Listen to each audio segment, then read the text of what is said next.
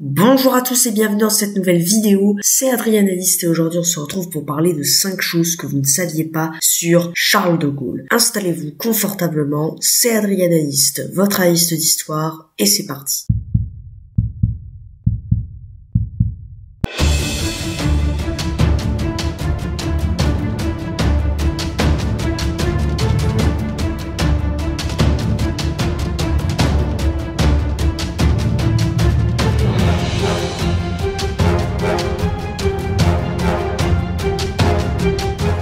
Top 5. Quelqu'un d'autre a failli représenter la France résistante durant la Seconde Guerre mondiale à sa place. De Gaulle a longtemps cherché durant la Seconde Guerre mondiale à trouver l'appui anglo-américain. S'il a eu tant de mal à l'obtenir, c'est tout simplement parce que Churchill et Roosevelt ne l'aimaient pas.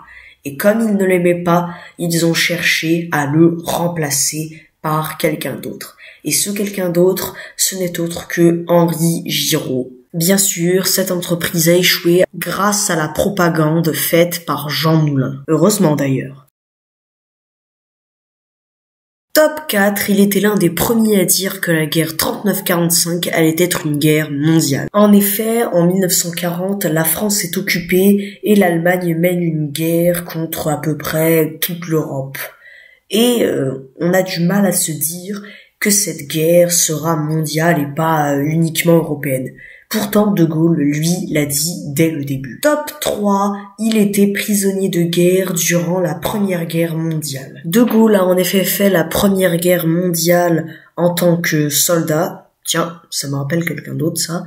Et il s'est fait capturer lors d'une bataille et est resté prisonnier très longtemps et n'a donc pas pu faire cette guerre alors qu'il en rêvait depuis très longtemps. Cela a dû beaucoup l'influencer pour plus tard. Top 2, il était l'un des premiers à dire qu'il y aurait une seconde guerre mondiale.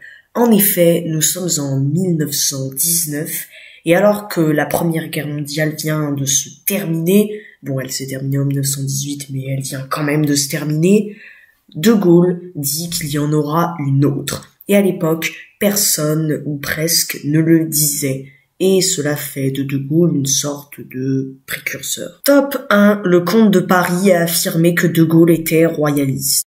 De Gaulle est l'un des pères de la Ve République. Il est donc difficile de l'imaginer royaliste. Pourtant, certaines sources, dont le comte de Paris, affirment qu'il aurait été royaliste dans sa jeunesse. Il est vrai que De Gaulle a fréquenté certains milieux royalistes, mais comme il était militaire, il avait un certain devoir de neutralité, donc on ne sait pas si c'est vrai. Et bien voilà, nous arrivons à la fin de cette vidéo, j'espère qu'elle vous aura plu. Si c'est le cas, n'hésitez pas à liker, à commenter, à vous abonner ou à la partager. C'était Adrianalyste, votre analyste d'histoire, à la prochaine.